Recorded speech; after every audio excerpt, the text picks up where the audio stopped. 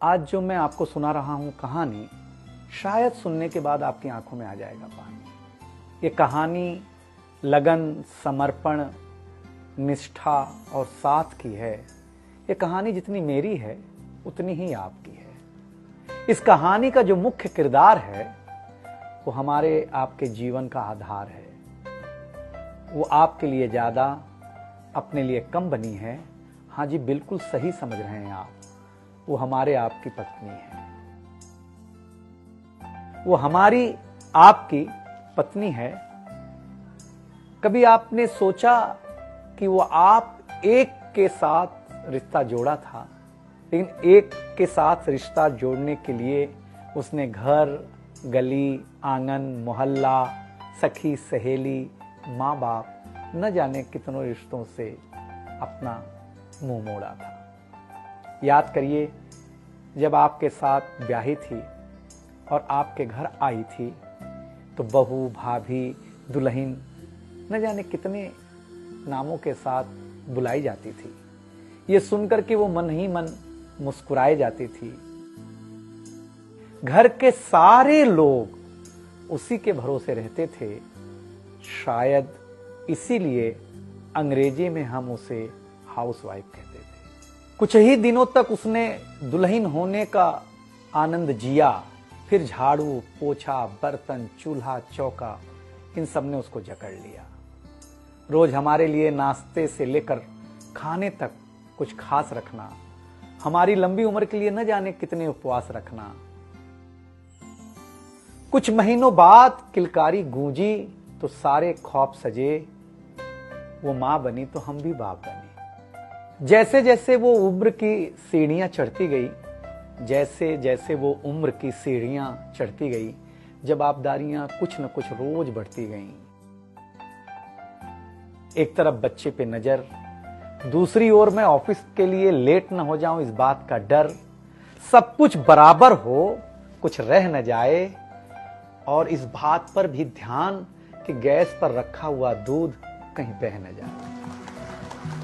घर वालों की फरमाइशों का चूल्हा जो एक बार चलता, घर वालों की फरमाइशों का चूल्हा जो एक बार जलता, तो कब सुबह, कब शाम, कब रात हो गई उसे पता ही नहीं चलता। इन व्यस्तताओं के बीच समय का चक्र कुछ इतना तेजी से चला, मुन्ना कब मनोज हो गया, मुन्नी कब सुमन, पता ही नहीं चला। अब तक जो था प्यार, अब उसने अपना नाम बदल करके रख लिया था तकरार। बेटी को लेकर के कहना कि कुछ ज्यादा ही मन बढ़ा रखा है, तुम्हारे प्यार ने इसको सर पे चढ़ा रखा है। अब तो वो मुझे भी देने लगी थी ताना, ऑफिस में ही रहा करो ना, 2-4 घंटे के लिए घर के आना। शादी के इतने दिनों बाद भी आज भी हमें सुनना पड़ता है कि न जाने कौन सा पाप किया था जो आपके साथ ब्याह किया था।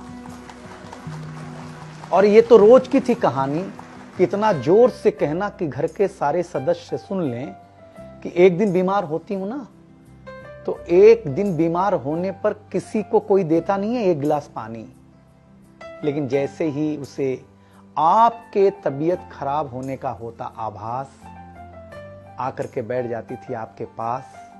याद तो होगा ना, वो मीठी बातों के साथ माथे पर विक्स लगाना और साथ में कान में यह भी कहना कि कल सुबह अगर अच्छा ना लगे तो फिर ऑफिस मत जाना। लेकिन एक दिन समय ऐसे मोड़ पर ले आता है जहां बदल जाता है जिंदगी का ताना बाना।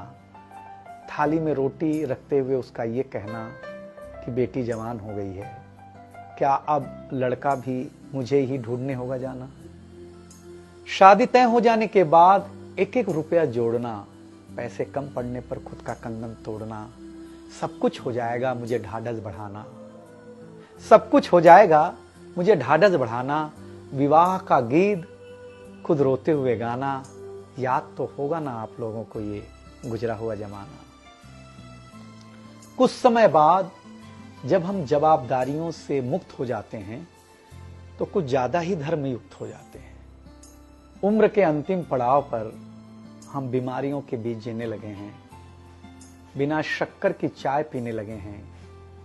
लेकिन सच ये है कि जब तक हमारी आपकी पत्नी साथ है, चाय मीठी हो न हो, लेकिन जिंदगी में पूरी मिठास है।